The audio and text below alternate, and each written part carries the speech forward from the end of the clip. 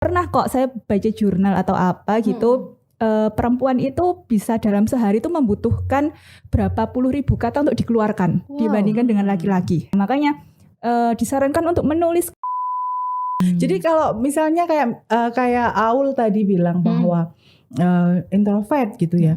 Belum tentu loh tulisannya dia itu introvert. Maksudnya kelihatan kalau dia introvert, bisa jadi dia di situ menjadi sangat gombal sekali loh, bisa aja. Jadi kan itu juga bisa jadi cara kita untuk berkamuflase ya, dengan cara menulis itu. Kita bisa penampilannya seperti ini, tapi ternyata tulisan kita mendayu-dayu. Oke, boleh dibilang hebat, tapi perempuan yang menulis itu dia punya nilai lebih. Misalkan cerpen itu juga ada sih bagaimana kita belajar mengeksekusi ending gitu. Ada ending yang terbuka, ending yang halus, ending yang sifatnya jelas. Itu tergantung tesnya penulisnya masing-masing gitu. Untuk cerpennya. Tergantung penulisnya. Iya. Padahal sebenarnya pembaca mengharapkan happy ending. Nah, iya, ya kan penulis adalah Tuhan di tulisannya kan gitu.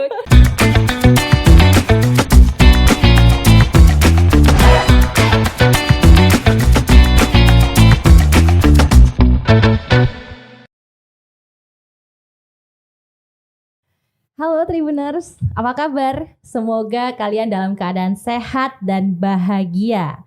Selamat datang kembali di podcast Cakap Sana Cakap Sini bersama saya Elma Gloria. Dan hari ini adalah hari yang spesial karena kita punya dua tamu istimewa. Mereka sama-sama cantik, mereka sama-sama penulis kreatif. Keduanya sudah hadir di markas besar Harian Surya. Mereka meluangkan waktu untuk kita berbincang soal perempuan menulis. Nah, mari kita sapa dulu. Halo Kak Happy, apa kabar? Halo Elma, selamat sore. Selamat sore, iya nih Kak. Sehat Kak? Sehat, puji Tuhan. Puji Tuhan, sehat. Dan ini Kakak Aulia Rizky. Halo Kak Aulia, apa Halo kabar? Kak, baik, alhamdulillah Bagaimana sehat. perjalanannya Kak dari Pasuruan? Butuh perjuangan dulu ya ini sampai ke Surabaya. Tapi senang alhamdulillah sekali. ya, kita selamat ya Kak ya sampai di sini. Nah, bicara soal menulis nih Kak. Nah, kenapa kita harus bisa menulis? Mungkin mengawali Kak Happy? Ya. Mengapa kita harus bisa menulis? Kalau kita bicara tentang menulis, kemudian kita ingat dulu zaman sekolah gitu kan, ya memang belajar menulis dan membaca seperti itu kan. Iya, betul. Jadi menulis itu kan keahlian dasar yang memang diperlukan gitu. Jadi semua manusia itu membutuhkan kemampuan untuk bisa membaca dan menulis karena kebelakangnya setelah kita menjadi dewasa, menulis itu bisa menjadi salah satu cara untuk kita menuangkan apa yang ada di dalam diri kita gitu kan. Jadi unek-unek misalnya atau menanggapi sesuatu gitu dengan bahasa yang tidak perlu lantang gitu ya, tidak perlu harus ngomong atau harus tampil, kita tulis aja kayak gitu sih. Dengan menulis kita bisa menuangkan perasaan kita. Iya, itu salah satu cara untuk berekspresi dan berkarya tentunya. Dan menurut Kakak Aulia Rizky nih, kan bagaimana nih menurut Kakak, mengapa kita harus bisa menulis? Karena tidak semua orang pandai menulis. Karena tidak semua orang juga berbakat dalam menulis. Nah, kalau menurut Kak Aulia ini gimana?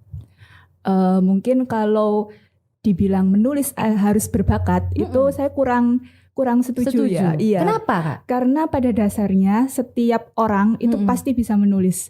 Hanya saja dia atau orang tersebut berminat atau tidak, mau atau tidak. Nah, jika memang berminat atau mau itu pasti bisa diasah atau dengan kata lain kita menyebutnya belajar gitu ya. Belajar dalam artian bagaimana tulisan kita bisa terstruktur dengan baik, kemudian mudah dimengerti, tidak asal menulis gitu.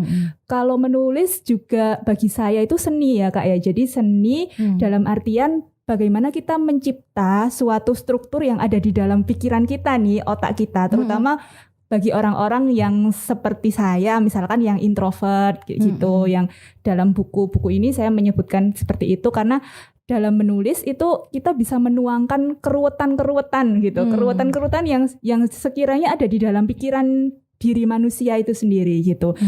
Dituangkan ibaratnya kalau seorang pelukis nih itu bagaimana mencipta sketsa gitu, mencipta yang ada di dalam imajinasi dia diciptakan dalam suatu wujud atau bentuk gitu. Wow.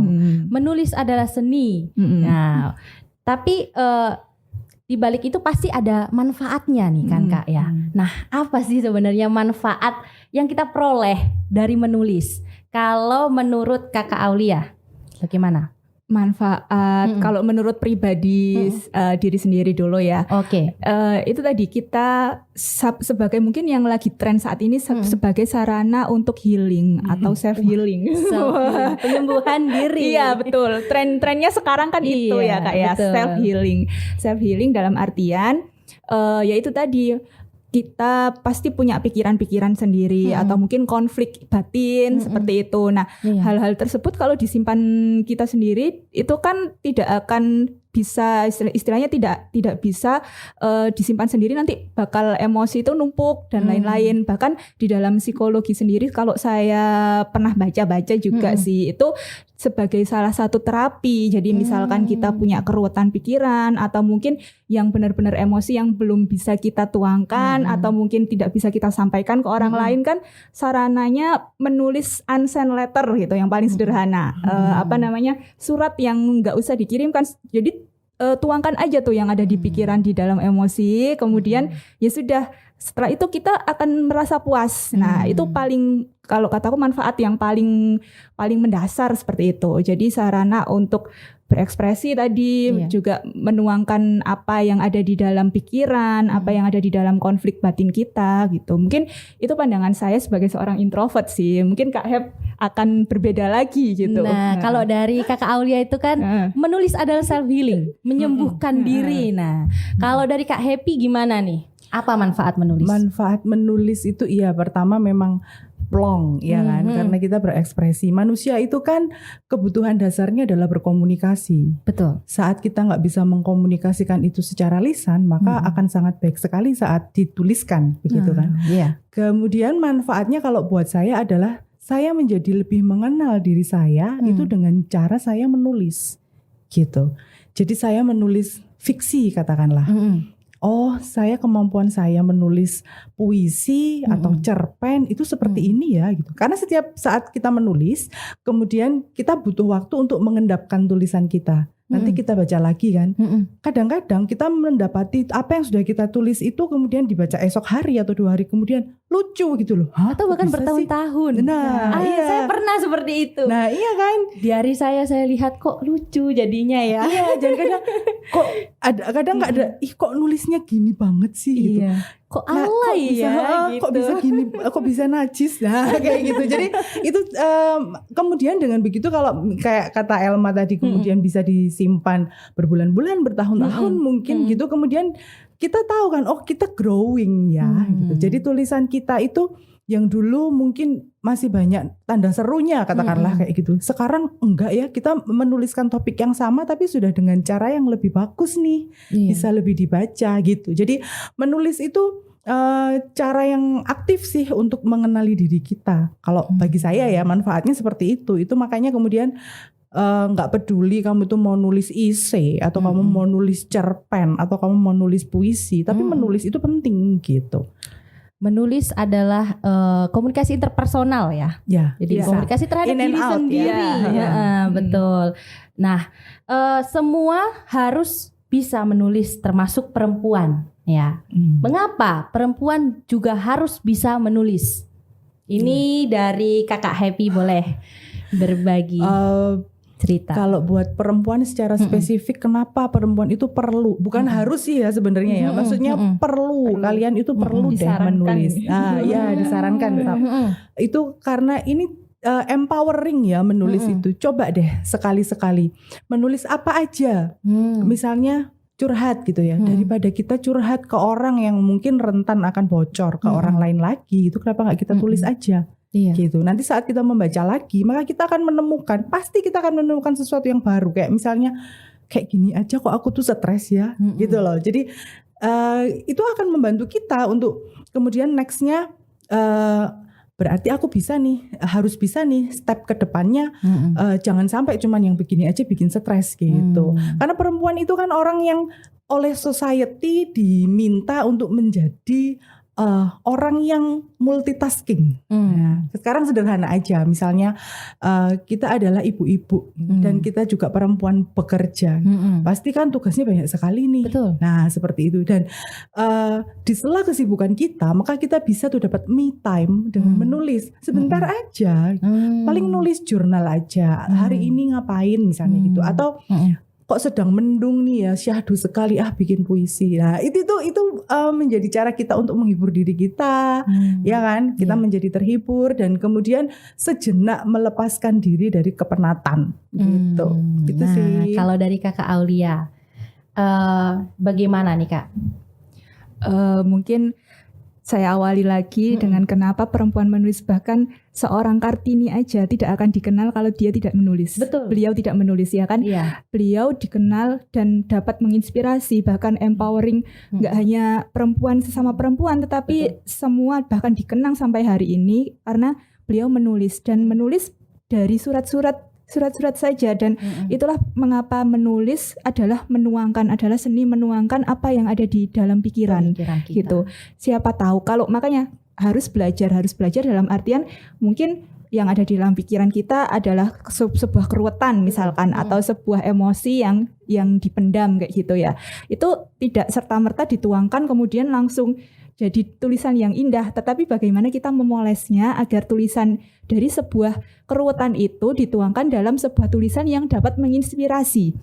Inspirasi kemudian yang dapat dibaca, memiliki nilai bagi pembacanya. Mungkin di situ. Jadi perempuan itu juga kan makhluk atau seorang yang spesial karena dibandingkan dengan laki-laki, perempuan itu kekayaan kata-katanya itu jauh lebih banyak gitu. Jadi begitu ya? Iya, kalau dalam medis itu pernah kok saya baca jurnal atau apa gitu, perempuan itu bisa dalam sehari itu membutuhkan berapa puluh ribu kata untuk dikeluarkan dibandingkan dengan laki-laki itu. Makanya bahkan pikiran perempuan, pikiran-pikiran dan konflik batin perempuan itu jauh lebih banyak gitu. Karena makanya perempuan adalah makhluk yang susah dimengerti, katanya begitu kan ya. Karena banyak sekali yang ada di dalam dirinya. Makanya disarankan untuk menulis. Kenapa? Karena di sini sarana untuk healingnya dia, sarana untuk istilahnya sebagai jalan untuk menuangkan apa yang menjadi kodratnya dia gitu kan. Bercerita, kemudian ngomong kan, bahkan kalau misalkan tidak menulis kan pasti suka bergosip misalkan. Nah, daripada bergosip kan iya kan itu dituangkan dalam bentuk tulisan, dipoles bagaimana biar bisa jadi sebuah inspirasi, sebuah pembelajaran dan lain-lain gitu. Nah, berarti memang perempuan itu perlu dimengerti ya. Dan makanya perempuan perlu juga menulis, butuh menulis. Nah, inilah yang perlu kita ketahui Tribuners, selayaknya perempuan itu menjadi subjek yang aktif, mengemas diri sebagai pelopor pergerakan dan perubahan seperti yang dilakukan oleh Kartini ya. Setidaknya dalam ranah kecil, yaitu dari keluarga. Dan perempuan harus menulis karena perempuan penulis itu mempunyai daya tawar khusus di kehidupan sosialnya. Lantas apakah dari kakak-kakak ini tidak ingin menjadi perempuan yang nongkrong-nongkrong cantik di kafe dengan para sahabatnya gitu? Gimana nih? Cerita-cerita dong. Mungkin mulai dari Kakak Happy. Iya sih, kalau nongkrong-nongkrong sama temen ngobrol gitu, itu kan pasti beda ya. Bisa langsung dapat jawaban misalnya. Kayak bergosip pun pasti akan lebih oke kalau kita ngumpul gitu kan, ketemuan, daripada misalnya gosip by Zoom. Itu kan beda juga rasanya kayak gitu. Jadi apakah kita kepengen sebenarnya ngapain sih nulis, nongkrong-nongkrong aja dong. Loh, kenapa enggak dua-duanya? Nah, Kita membicarakan sesuatu hal tentang menulis ya kan? Nah. Atau begini, atau misalnya nih aku nongkrong nih sama Elma gitu kan, terus kita ngobrol sesuatu yang menarik nih, sampai rumah ku tulis dong. Nah kayak gitu kan bisa. Jadi karena sebenarnya menulis itu bukan sesuatu yang butuh waktu khusus atau kamu harus masuk kamar nulis, kemudian baru keluar kamar setelah selesai. Nggak seperti itu. Jadi sambil lalu aja gitu. Kalau misalnya saya biasanya bawa buku catatan kecil gitu. Jadi misalnya dapat ide atau misalnya ada sesuatu yang lucu atau menarik nih di jalan, saya tulis aja gitu. 1 atau 2 kata gitu. Nanti saat kemudian saya buka lagi, itu bisa tuh jadi inspirasi buat bikin cerpen atau bikin puisi kayak gitu, atau bikin esai bahkan seperti itu. Jadi dari segala apapun yang kita lewati dalam sehari bisa kita tulis ya. Bisa banget. Jadi cerpen mungkin. Nah, bisa jadi cerpen yang mendayu-dayu gitu. Nah, jadi kalau misalnya kayak Aul tadi bilang bahwa introvert gitu ya. Belum tentu loh tulisannya dia itu introvert. Maksudnya kelihatan kalau dia introvert, bisa jadi dia di situ menjadi sangat gombal sekali loh. Bisa aja. Jadi kan itu juga bisa jadi cara kita untuk berkamuflase ya, dengan cara menulis itu. Kita bisa penampilannya seperti ini, tapi ternyata tulisan kita mendayu-dayu misalnya seperti itu. Bisa aja. Kan tadi Kakak Aulia menyebutkan dirinya adalah seorang introvert. Ya. Kalau aku baca dari buku Rumah Berdinding Kisah ya, ini saya membaca sebuah kalimat, introvert itu tidak menyukai keramaian. Betul ya, begitu ya Kak Aulia? Tergantung kebutuhan. Tidak menyukai keramaian jika memang sudah dirinya lelah. Ya itu tadi butuh me time. Me time sarananya ya biasanya dengan menulis gitu. Tapi memang setiap orang dalam menulis itu punya gaya sendiri-sendiri gitu. Kadang ada orang yang tidak bisa menulis di dalam kamar gitu, nggak ada. Jadi harus tergantung tempat. Iya, nggak tergantung suasana hati. Tergantung ininya, caranya dia. Mungkin pembawaannya ya, kepribadiannya dia, bagaimana dia merasakan pengalaman dalam kesehariannya itu gitu. Begitu ya. Ada juga kayak kemarin Kak Vivin ya, justru Kak Vivin itu mungkin harus traveling dulu atau keluar dulu untuk mencari inspirasi, bahkan untuk mencari inspirasi. Seorang Dewi Lestari pun juga bilang kalau harus berolahraga dulu, harus ke pasar dulu baru bisa menuangkan tulisannya gitu. Jadi tiap orang nggak bisa disamain sih gitu cara-cara menulisnya. Wow, luar biasa. Nah, berarti sebagian besar introvert itu menumpahkan perasaannya melalui tulisan. Nah, lantas apakah orang-orang ekstrovert yang lebih banyak berbicara ini bisa menulis? Nah, kalau dari Kakak Aulia sendiri bagaimana? Kalau seorang ekstrovert ya, ekstrovert itu saya juga kurang paham juga. Cuman kalau dari teman-teman sih mungkin kayak misalkan di keramaian justru mereka harus bertemu orang. Kalau tidak bertemu orang maka ide atau gagasannya itu tidak akan muncul gitu. Justru dari mengamati dengan bertemu orang dulu. Itu kalau ekstrovert sih biasanya. Tapi tidak tertutup kemungkinan untuk bisa menulis. Tidak, semua orang bisa. Bahkan seorang ekstrovert itu bahkan justru kemungkinan akan memiliki ide dan gagasan yang lebih kaya. Wow, luar biasa. Karena mereka senang untuk berinteraksi gitu, dengan orang lain. Pokoknya tanpa memandang suasana hati, karena setiap hari selalu happy begitu ya kalau untuk orang-orang ekstrovert. Oke, kalau menurut Kakak Happy bagaimana? Iya, kalau saya sih nggak membedakan introvert dan extrovert ya. Semua orang pada dasarnya bisa menulis kok, terutama yang sudah bisa bikin akun medsos. Kalian ngapain kalau nggak nulis? Bikin status, caption ya. Bikin status kan nulis juga. Iya, jadi kan menulis itu tidak harus bikin artikel gitu kan. Kalian bikin caption, kalian bikin status, itu kan kalian menulis juga. Seperti itu kan.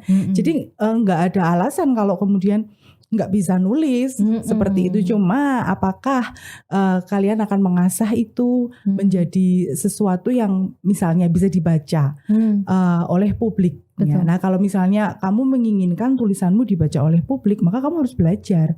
seperti apa sih seleranya publik gitu. Jadi kan karena kita pengennya nih ada yang baca nih tulisan kita nih. Jadi kita mau nggak mau harus belajar seperti apa biar dibaca, topik-topik apa yang disenangi gitu kan. Terus tulisan seperti apa yang bagus, yang menarik dan membuat orang pengen baca terus. Nah itu kan beda ya. Jadi menulis itu profesional atau tidak profesional pasti semua orang bisa gitu. Begitu ya Kak ya. Nah jika nih ya saya mau tanya lagi nih, jika orang introvert dan ekstrovert sama-sama diberikan tantangan untuk menulis, ya katakanlah menulis cerpen, cerita pendek. Nah dari mana sih kita menilai kualitasnya? Nah alur ceritanya kah, gaya bahasanya kah, atau penggambaran suasananya? Siapa? Kak Heb dulu deh. Kak Heb boleh?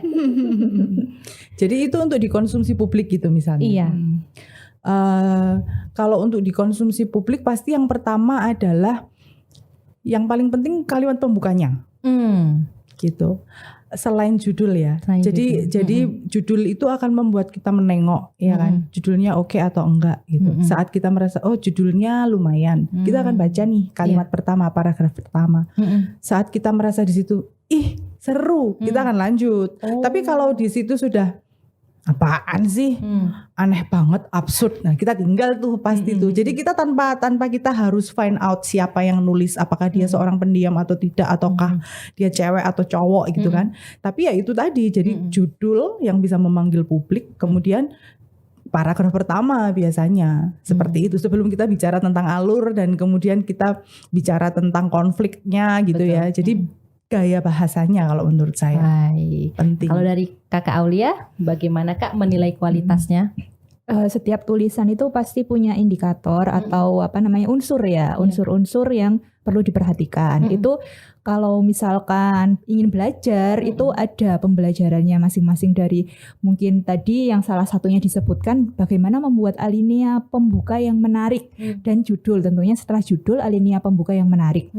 Kemudian dari alurnya jelas, dan itu banyak sekali macam-macam alur ini, alur itu, maju mundur atau mungkin flashback. Nah itu macamnya banyak sekali, dan bagaimana menilai bagus atau enggaknya itu dari semua unsur itu Kak. Kalau menurut saya sih, jadi tidak bisa dipisah-pisahkan antara satu dengan yang lain gitu.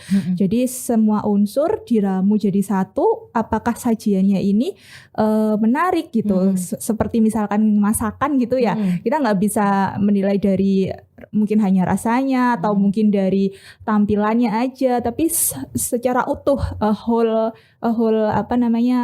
sajiannya itu bagaimana gitu.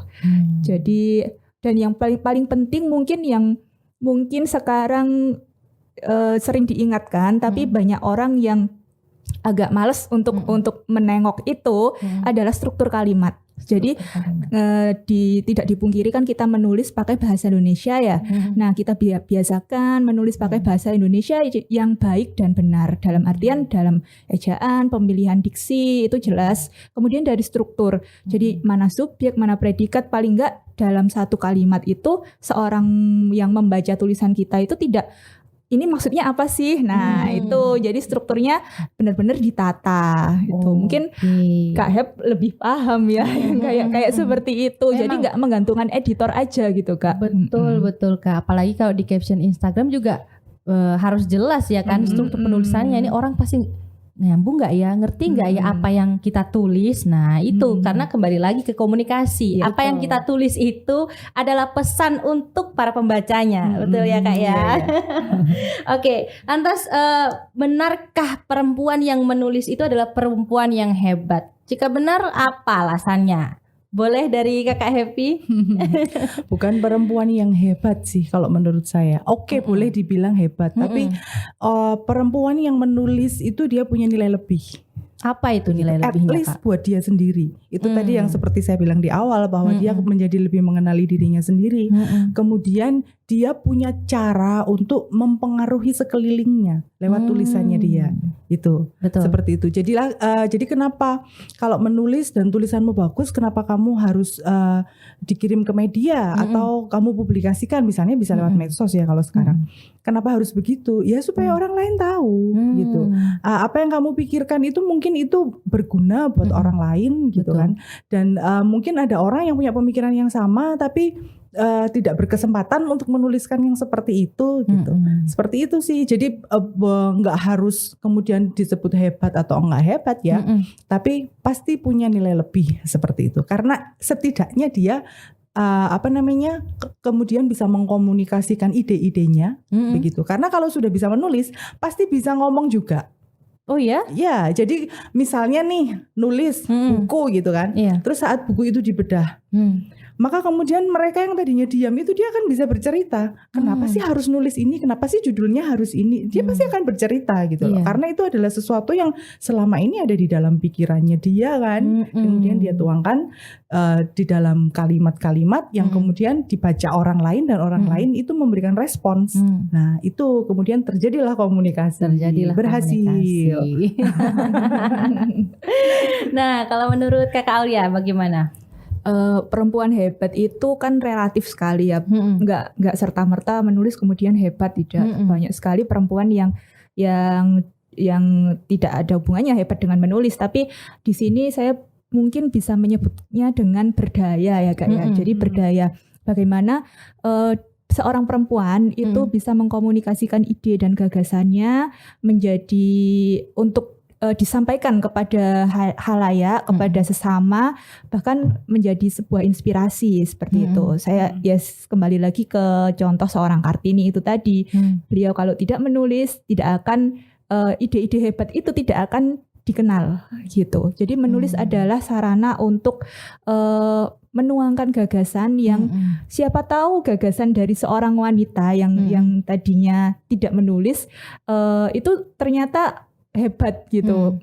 Bukan wanitanya tetapi gagasannya gitu. Jadi seorang wanita yang menulis, perempuan penulis itu adalah perempuan yang mempunyai privilege untuk menyampaikan ide gagasannya kepada orang lain gitu.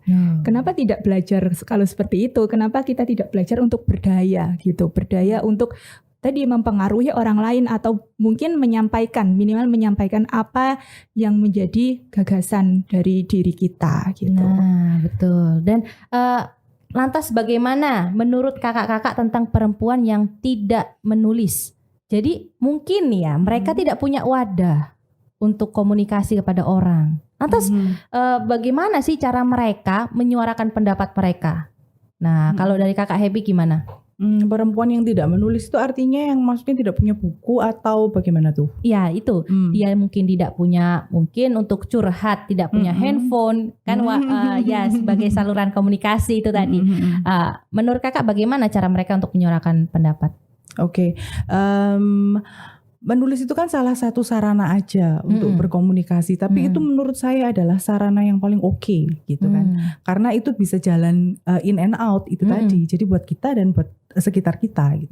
Jadi kalau ada perempuan yang tidak menulis ya nggak apa-apa, itu kan pilihan gitu kan. Itu pilihan. Mungkin dia bisa mengkomunikasikannya lewat gambar misalnya, atau mungkin dia bisa merekam podcast yang tidak dipublish gitu seperti yang kami lakukan. Sering kami lakukan seperti itu. Jadi ada banyak cara gitu. Tapi mengapa harus menulis sih? Gitu. Menulis itu kan meninggalkan jejak. Gitu. Meninggalkan jejak di dunia ini, bahwa kita pernah eksis di dunia ini. Buktinya apa? Tuh kita pernah, tuh ada tulisan kita. Iya betul. Nah seperti itu. Jadi kalau bisa disimpulkan, menulis seperti ini, menulis buku itu adalah aktualisasi diri kita. Ini loh kita penulis, gitu ya Kak? Iya betul, seperti itu. Dan mengapa Makanya kalau kayak penulis itu kenapa penting berkomunitas? Karena biar dia bertemu dengan teman-teman yang kalau bahasanya sekarang sefrekuensi gitu.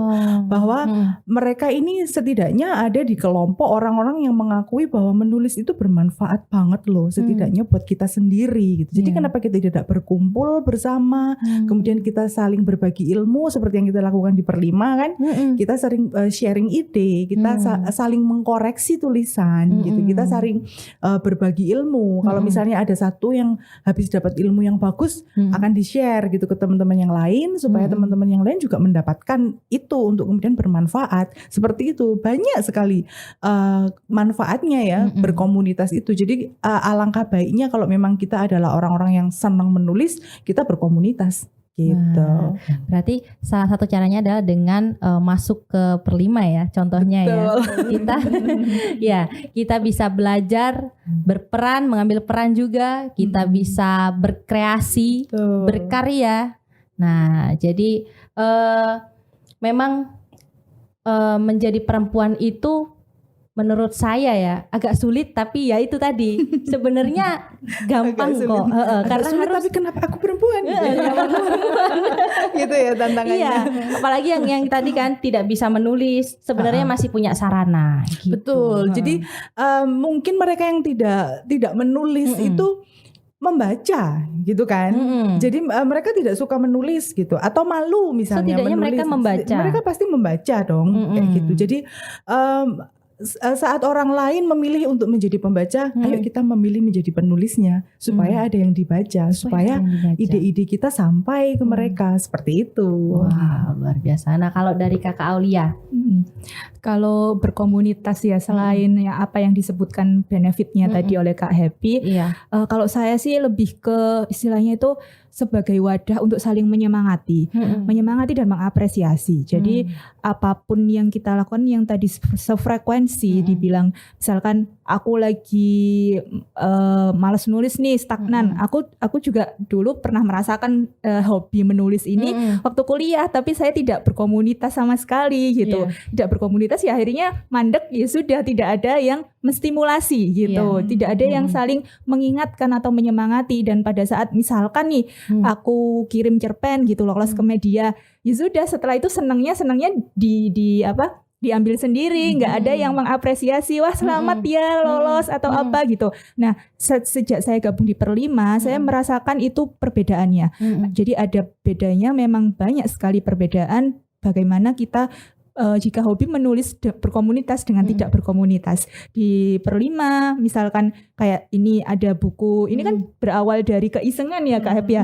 Jadi keisengan Kak Wina Bojonegoro, pendirinya Perlima itu menantang kita semua pada saat itu, kalau nggak salah momennya adalah momen habis lonjakan kedua COVID. Jadi mungkin banyak sekali orang-orang yang lagi berduka atau mungkin lagi pikirannya kalut, mungkin lagi dan lain-lain setelah lonjakan kedua itu. Nah, di sini Kak Wina menantang, ayo nulis jurnal gitu. Jurnal 1 bulan, tiap hari nulis tentang, tapi dikasih tema nih tentang rumah gitu. Nah, setelah dikumpulkan banyak yang sudah goal 30 hari tanpa henti. Nah, ini padahal cuma nulis status ya Kak ya, di Instagram boleh, di Facebook boleh, nyatanya bisa gitu. Dan bisa gitu, setiap orang yang tadinya waduh aku kayaknya nggak bisa nih, aku bakal bolos atau apa, ternyata ya banyak gitu, banyak yang bisa menulis ini dan itu diolah menjadi buku ini gitu. Nah, di sini aku istilahnya itu jika tidak ada komunitas yang menyemangati, istilahnya memberi stimulus seperti itu, ya bakalan mandek gitu. Paling juga males nulis lagi, ya itu tadi tergantung mood gitu, atau mungkin ketumpuk kesibukan, ya udah nggak produktif lagi gitu. Nah, itulah pentingnya berkomunitas di sini. Dan terima kasih Perlima, beneran yang namanya program kerjanya itu tiada henti ya Kak ya. Jadi beneran dalam setahun itu setelah program ini nanti launching buku ini, pelatihan. Nah, itu saya merasakan manfaatnya banget gitu. Berarti bergabung di Perlima, kakak-kakak ini merasakan yang namanya penilaian dan apresiasi ya, mungkin dari bedah naskah. Nah, disitulah kan merasakan apa ya menurut orang-orang tentang tulisan kita begitu ya, dan akhirnya kita perlu merevisi hingga akhirnya terciptalah buku yang ini, Rumah Berdinding Kisah gitu. Wow, luar biasa sekali. Nah, waktu dikasih tantangan 30 hari menulis itu gimana perasaannya kakak-kakak ini? Apakah merasa kesulitan? Tapi pasti ya ada kesulitan ya. Pasti ya. Bayangkan 30 hari. Kan pasti kita kadang merasa malas atau kita merasa sibuk dengan segala urusan yang ada. Nah, kalau menurut Kakak Happy bagaimana? Iya, tantangannya ya malas itu tadi, atau nggak bisa bagi waktu gitu. Misalnya ada tugas yang memang harus diselesaikan pada hari itu. Aduh, tapi lupa tadi jurnalnya belum nulis gimana nih gitu. Selalu ada seperti itu. Tapi kan karena kita melihat nih, misalnya nih sudah baring-baring gitu kan, melihat statusnya, aduh kok teman-teman pada nulis ya. Nanti aku ketinggalan dong. Seperti ada begitunya. Ada begitunya ya itu tadi karena berkomunitas itu tadi kan. Jadi kayak yang nggak mau kalah dong. Teman-teman nulis kok, aku juga nulis toh nggak panjang gitu kan. 1 atau 2 paragraf aja gitu kan. Nulis dan topiknya kan menarik, maksudnya rumah, tentang rumah gitu. Siapa sih di sini yang tidak tidak suka kalau ada di rumah gitu.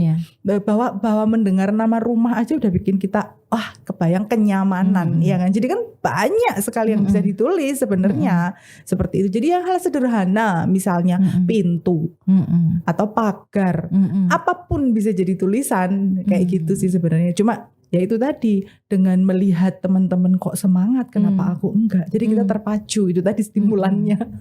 Iya, berarti kita didorong oleh teman-teman yang sudah memberikan revisi ya. Wow, kalau dari Kakak Aulia, apa kesulitannya Kak mendapatkan tantangan 30 hari menulis? Itu tadi sih waktu ya. Jadi apalagi kalau kita beraktivitas misalkan nih dari pagi kemudian kerja sampai malam baru pulang ke rumah, capek gitu rasanya. Yang namanya pegang HP itu kan kerjaan semua ya isinya ya.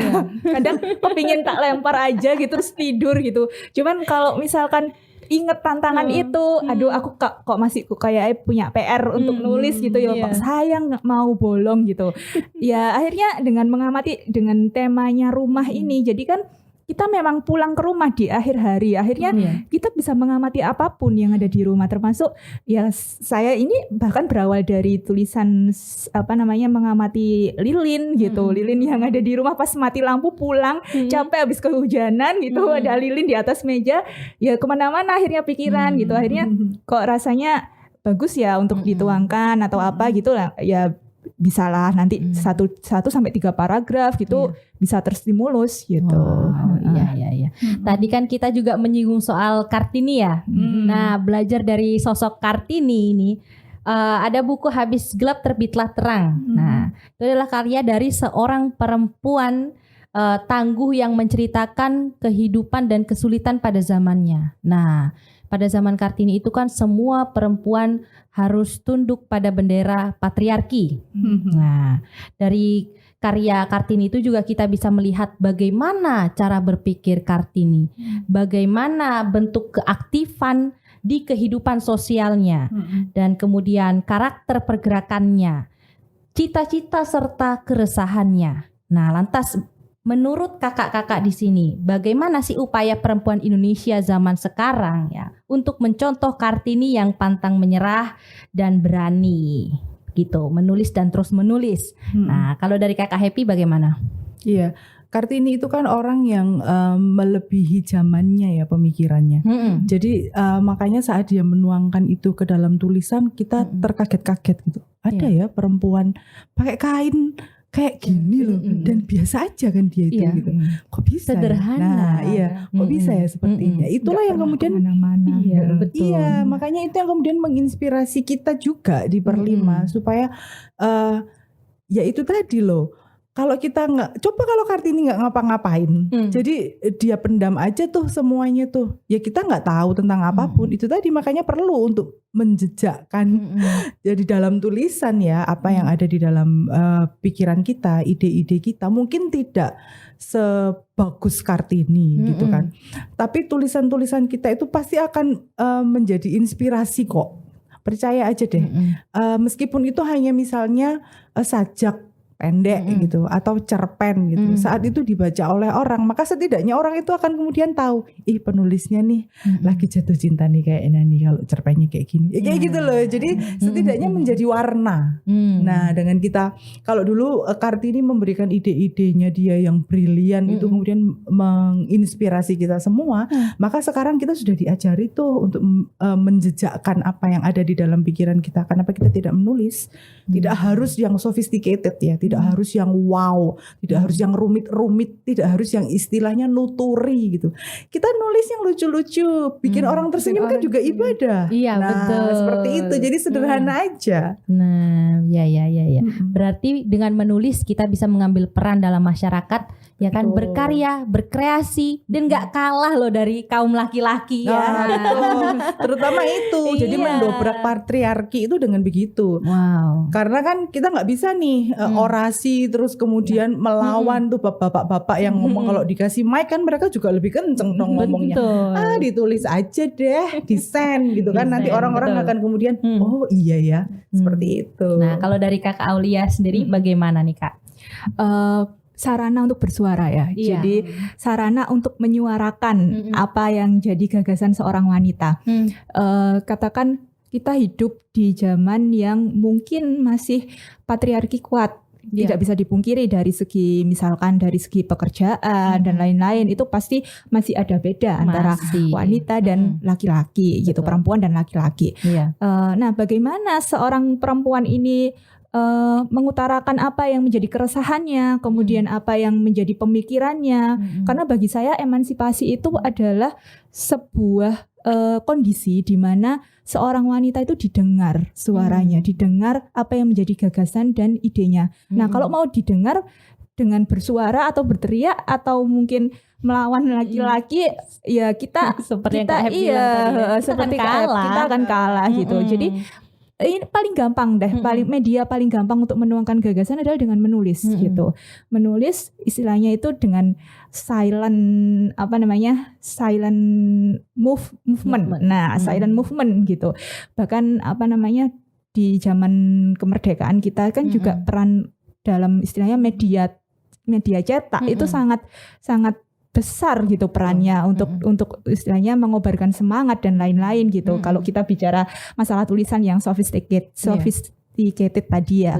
Nah, untuk seorang wanita bahkan banyak sekali, misalkan nih apa yang dirasakan wanita saat menyusui atau saat hamil atau saat bekerja dengan menyusui anaknya, nggak ada yang bisa merasakan kalau tidak seorang wanita itu sendiri. Nah, kalau tidak ditulis atau tidak disuarakan lewat mana ya? Hanya bisa lewat tulisan gitu. Kita menulis artikel entah dari media dari bidang kesehatan gitu, kita bisa mengkaji itu, atau mungkin dari semacam curhat ya Kak ya. Jadi tulisan yang ringan saja, berbagi pengalaman bagaimana seorang ibu menjadi ibu yang menyusui sambil bekerja. Nah itu kalau ya orang laki-laki tidak akan bisa merasakan itu, hanya seorang wanita yang bisa gitu. Kemudian juga lebih ke istilahnya mungkin yang lebih tren kekerasan seksual dan lain-lain yang banyak sekali masih korbannya adalah wanita. Kenapa yang korban justru semakin dipojokkan dan lain-lain? Itu yang bisa bersuara ya hanya wanita gitu, yang istilahnya itu yang mengerti bagaimana ide gagasan itu untuk istilahnya itu disampaikan ke orang lain itu kan seorang perempuan. Bagaimana? Ya dengan menulis gitu. Nah, betul. Menulis. Seperti tadi saya lihat di salah satu media ada seorang perempuan yang memakai baju mungkin agak terbuka. Dia mengalami pelecehan seksual oleh driver taksi online. Dan dia menuliskan ya apa yang dia rasakan di dalam taksi online itu, dan videonya juga ada. Nah, ini saya kebetulan dapatnya dari Instagram. Nah, dari situ kan berarti ya itulah bukti bahwa perempuan itu harus menulis untuk menyuarakan keresahannya. Begitu. Nah, betul. Kalau nih saya sebagai penulis pemula ya, saya ingin mendapatkan nih tips menulis dari kakak-kakak semua nih. Bisa nggak sih kakak-kakak semua ini memberikan tips menulis? Gitu. Tips menulis itu berarti kamu harus banyak baca dulu. Dari membaca kita bisa menulis. kita membaca karena begini, kalau ini saya menceritakan diri saya sendiri aja ya. Jadi saya sangat suka sekali membaca gitu kan. Tapi keberanian saya untuk menulis itu baru muncul setelah kuliah gitu. Itu pun tulisan-tulisan yang tidak pernah ditaruh di mana-mana. Jadi hanya ada di komputer gitu kan, bikin cerpen. Misalnya sedang patah hati bikin cerpen, atau sedang jatuh cinta bikin puisi gitu. Itu baru berani begitu. Itu setelah membaca lama gitu kan. Karena apa? Karena ya memang butuh untuk mengumpulkan nyali gitu. Kita menulis itu kan sesuatu hal, kegiatan yang aktif. Jadi kita perlu bekal. Bekalnya apa ya? Setelah kita punya banyak sekali bacaan yang kemudian bisa kita refer gitu kan. Itu kemudian kita akan setidaknya bisa menulis dengan baik. Begitu. Jadi karena ada yang kita rujuk, misalnya menggemari Dewi Lestari gitu. Pasti kita akan tertantang untuk Dewi Lestari itu sukanya bikin diksi yang ada di kamus, tapi kita tidak pernah tahu bahwa itu tuh ada dan ada artinya. Nah, maka kemudian itu menginspirasi saya untuk bikin cerpen, berarti ya pakai diksi apa ya yang nggak pernah ada. Kemudian saya akan kembangkan itu untuk menjadi cerpen. Ya kayak gitu-gitu. Jadi itu tadi membaca bisa menjadi sumber inspirasi, kemudian bisa menstimulasi, kemudian itu menjadi bekal kita untuk menulis. Jadi kalau aku pengen nulis nih Mbak, ya apa-apa silahkan nulis aja gitu. Tapi disertai dengan kegiatan kamu membaca, karena itu akan membantu banyak sekali. Iya.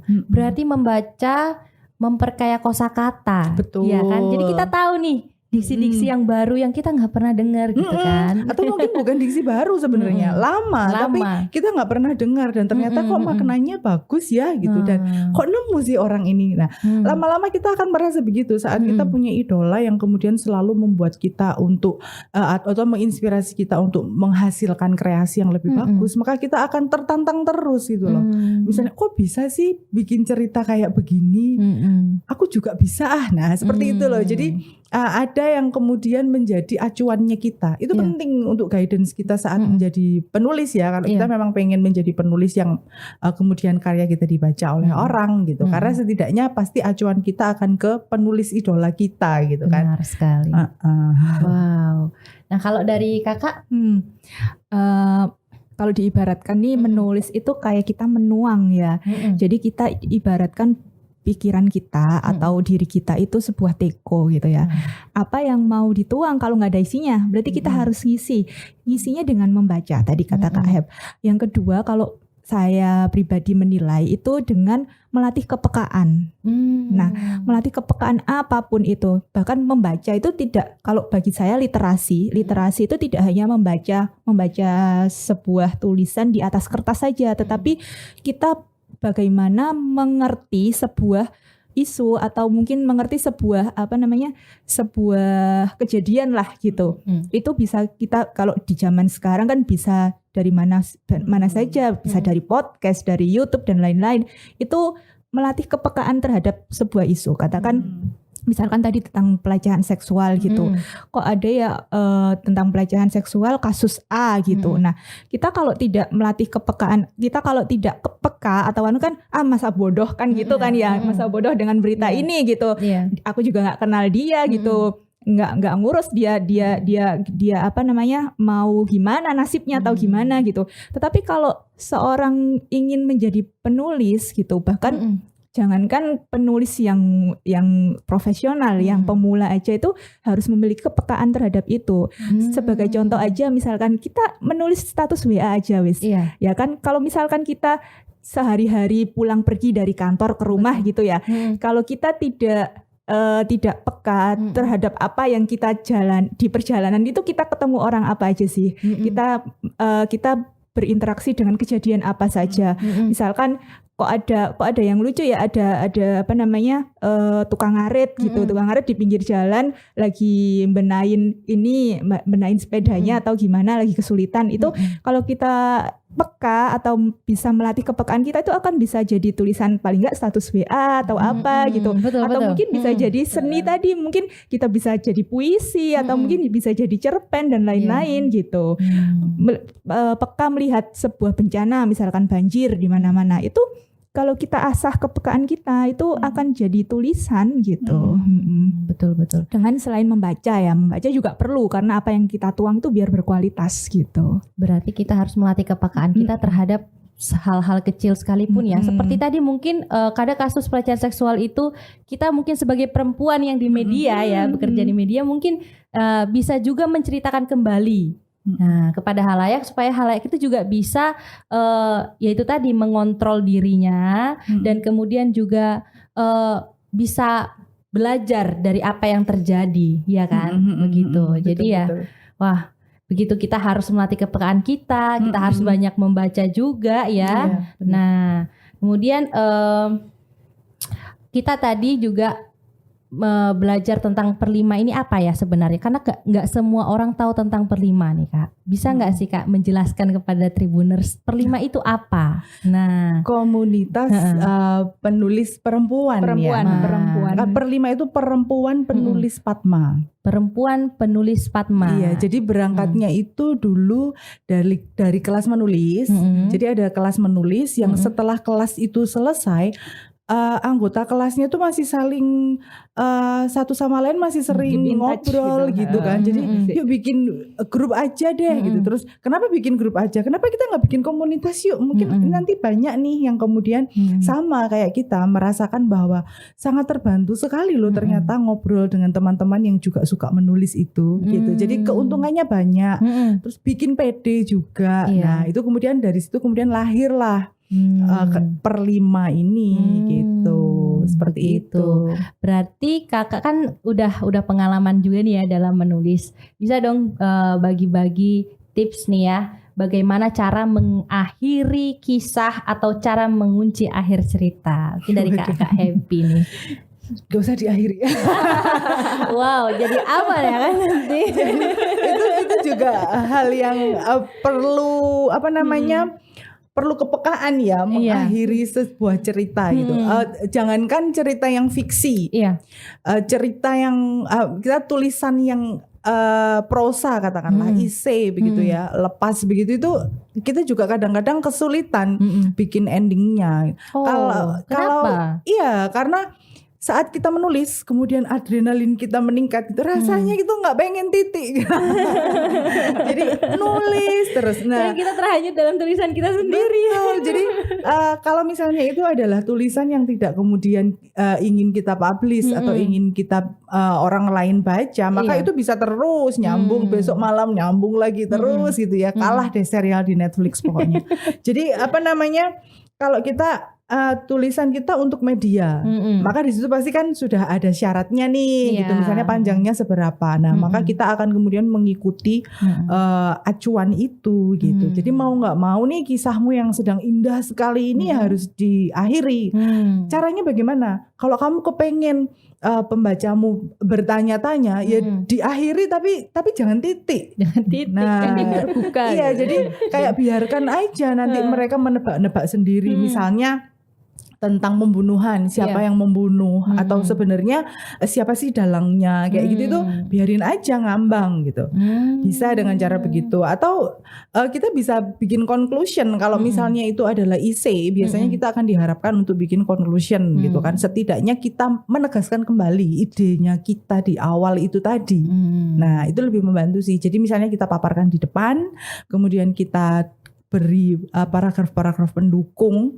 Setelah itu closingnya kita kembali tegaskan lagi apa yang kita paparkan di depan tadi. Itu paling gampang. Membuat conclusion ya. Dan menggantungkan cerita seperti agar nanti bisa bersambung. Betul. Jadi kalau misalnya nih kalau di TikTok misalnya atau di mana-mana orang-orang sedang kepengen viral gitu kan. Nah, itu caranya kita menjadi viral begitu kalau penulis, gantung aja nanti biar orang-orang ngomongin ini apa sih maksudnya. Penasaran dan gemes ya sama penulisnya. Ini apa sih maunya si penulis? Iya, jadi saat nanti kita nulis lagi mereka pasti baca lagi gitu kan. Penasaran, beli lagi bukunya. Biasa sekali. Nah, kalau dari Kakak Aulia nih, nggak ada saklek enggaknya ya kapan aku misalkan punya draft, aku punya ide gagasan yang aku tuangkan masih dalam bentuk draft. Kemudian ini kayaknya masih belum sampai deh. Ya udah kembangkan aja jadi novel gitu kan. Kalau misalkan cerpen nggak cukup nih, ya udah kita kembangkan aja sampai berbab-bab. Jadi yang paling pendek mungkin novelet ya. Novelet itu kan novel dalam bentuk yang lebih pendek gitu. Atau kalau misalkan kurang nih masih ada novel gitu yang bisa. Kalau masih kurang lagi ada yang novel berseri ya, kayak punya Dewi Lestari gitu sampai 1, 2, 3 dan lain-lain gitu. It's okay, kalau bagiku nggak ada kata saklek gitu ya. Cuman kalau memang kita bikin proyek atau misalkan ingin tulisan itu dimuat di media, ya kita harus memperhatikan ketentuannya seberapa panjang. Kalau media biasanya sih 10.000 JWS. JWS itu karakter with space. Jadi ya spasi pun itu dihitung. Jadi harus mentok maksimal itu 10.000 karakter gitu. Termasuk spasinya gitu. Nah itu yang perlu istilahnya perlu strategi dalam menyusun seperti itu. Bagaimana endingnya ya bisa macam-macam sih. Kalau cerpen, misalkan cerpen itu juga ada sih bagaimana kita belajar mengeksekusi ending gitu. Ada ending yang terbuka, ending yang halus, ending yang sifatnya jelas. Itu tergantung tesnya penulisnya masing-masing gitu. Untuk cerpennya. Tergantung penulisnya. Iya. Padahal sebenarnya pembaca mengharapkan happy ending. Nah, ya kan penulis adalah Tuhan di tulisannya kan gitu. Jadi ya nggak masalah gitu. Jadi tidak ada yang bisa ini ya melarang ya. Gitu. Sah-sah semua. Saja. Iya. Lantas benefit apa sih yang diperoleh kakak-kakak semua nih atau mungkin Tribuners yang mau bergabung jika ingin join di Perempuan Penulis Padma? Join aja. Bagaimana caranya Kak? Jadi kita ada Instagram ya, ada Instagram, ada Facebook gitu yang kemudian bisa diakses oleh teman-teman. Misalnya memang ingin bergabung gitu bersama Perlima, belajar bersama di situ, nanti bisa DM di situ, kemudian pasti nanti akan dibalas gitu dan gak ada yang susah sih syaratnya ya gitu seperti itu dan kita punya anggota yang banyak sebenarnya ya, hampir dari 100 lebih udah ya sekarang. Lebih dari 100 dan memang tidak semuanya itu setiap hari aktif seperti itu. Tapi mereka tuh tidak pernah berhenti berbagi kayak gitu. Jadi kalau belakangan ini di grup kita sedang ada teman yang dari Afghanistan ya. Iya, dokter sharing dokter tulisan umum yang lagi ditugaskan oleh PBB. Jadi kan keliling ke negara-negara. Nah, itu sibuknya pasti sibuk sekali ya. Tapi beliau selalu menyempatkan menyempatkan ya apa yang ada pengalaman kesehariannya, bahkan seperti bersih-bersih, beres-beres camp, bersih-bersih atau mungkin ketemu sesama teman Afghanistan yang berbeda budaya, itu dituliskan dalam 1-2 paragraf itu sudah jadi gitu. Seperti itu. Jadi banyak benefitnya. Selain hanya misalnya nih ada teman-teman yang kepengen punya buku, bergabung seperti itu. Ya nggak apa-apa, ayo. Tapi kita akan bersama-sama belajar bikin buku yang bagus gitu. Jadi kita menulis gitu kan. Kalau di Perlima itu sebelum kita rilis bukunya, kita pasti sudah mengujikan tulisan kita itu lewat bedah naskah itu. Ya. Jadi tulisanku misalnya di awal nggak kayak gitu. Tapi terus saat ada bedah naskah, teman-teman memberikan input gitu kan. Mbak kenapa nggak dibikin begini sih? Itu kan kayaknya lebih oke deh. Atau ini terlalu banyak tulisan ininya terlalu banyak gitu. Kamu terlalu melibatkan banyak emosi di sini, harusnya di-cut. Nah, kayak gitu loh. Itu dapat dari mana? Kalau kita enggak bergabung di komunitas yang sama-sama care gitu. Mereka meluangkan waktu untuk kemudian baca tulisan temannya, untuk kemudian memberikan input. Nah, seperti itu. Kemudian akhirnya buku yang kita keluarkan kan setidaknya sudah terfilter begitu. Lantas bagaimana cara bergabung di Padma? Apakah harus berbayar dan apa yang kita dapatkan? Mungkin pelatihan apa saja gitu selama setahun, bisa dijelaskan Kakak Happy? Iya. Kalau kita ada iuran tahunan ya 150 ya. 150.000 untuk setahun. Kemudian yang kita dapatkan adalah ada pelatihan gratis gitu. Jadi pelatihan gratis itu sampai 4 kali rasanya. Selama setahun. Iya, selama setahun. Jadi ada pelatihan macam-macam ya. Tidak hanya menulis. Bahkan pelatihan podcast itu pernah ada. Public speaking. Seperti itu. Jadi nggak cuma menulis. Betul, karena yang bergabung di situ kan ada teman-teman dari background yang macam-macam ya. Ada yang penyiar gitu. Kemudian sharing gimana sih caranya ngomong public speaking itu kayak gimana sih. Terus kemudian ada pelatihan podcast. Itulah yang kemudian bikin kita kemudian yuk ngerekam suara kita sendiri tapi kita nggak publish. Kayak gitu. Kemudian ada juga pernah pelatihan Canva ya. Jadi kita desain seperti itu. Jadi seru. Memang karena satu sama lain kepingin berbagi ya. Jadi sekarang saya misalnya aku punya nih seperti yang dokter di Afghanistan itu, aku bisa sharing ini. Saat dia menulis kan dia kan tidak berharap bahwa ini nanti akan mendapatkan banyak jempol. Enggak, dia hanya sharing aja bahwa yang aku alami seperti ini. Tapi kemudian saat kami membaca, kami kemudian punya ilmu kan. Oh, ternyata ada perbedaan budaya yang begini gitu. Oh, ternyata Afghanistan itu tidak semengerikan itu yang setiap hari tembak-tembakan. Nah, seperti itu. Ada hal-hal yang indah. Betul, kita dapat insight, ya kan. Kemudian itu memperkaya wawasan kita dan suatu hari nanti bisa kita jadikan inspirasi untuk tulisan kita. Nah, seperti benar itu juga ya. Betul. Waduh. Nah, kalau nih aku juga mau tanya sama Kakak Aulia, apa nih Kak program Perlima selanjutnya setelah buku Rumah Berdinding Kisah ini diluncurkan? Kalau program project buku selanjutnya yang saya tahu mungkin ada kumpulan puisi. Jadi antologi puisi kita di Perlima ada kemarin itu karena nyambung dari yang kepengurusan kemarin tahun kemarin itu kan ada pelatihan menulis puisi nih. Nah, dari situ kita komunitas Perlima itu nggak hanya istilahnya setelah pelatihan selesai gitu enggak gitu. Enaknya di situ kita beneran apa sih yuk diaplikasikan dalam bentuk apa akhirnya ayo yang mau bikin puisi setiap orang paling enggak 5 puisi gitu digituin. Nanti dikurasi yang kurasi juga enggak main-main karena seorang penyair juga gitu yang juga memberikan pelatihan di situ. Jadi benar-benar berkualitas, yang masuk saringan nanti bakal dihimpun dalam bentuk buku antologi puisi gitu. Begitu ya Kak ya. Jadi nantikan aja deh antologi puisinya Perlima next. Siap. Kita akan tunggu karya-karya selanjutnya ya Kak ya. Waduh, terima kasih banyak loh Kakak Aulia dan Kakak Happy. Semoga kisah yang dibagikan ini bermanfaat bagi Tribuners ya Kak ya, dan mudah-mudahan Kakak Happy dan Kakak Aulia semakin sukses dan terus menelurkan karya-karya indah yang ciamik dan menarik. Kak Elma juga kita tunggu di Perlima ya Kak ya.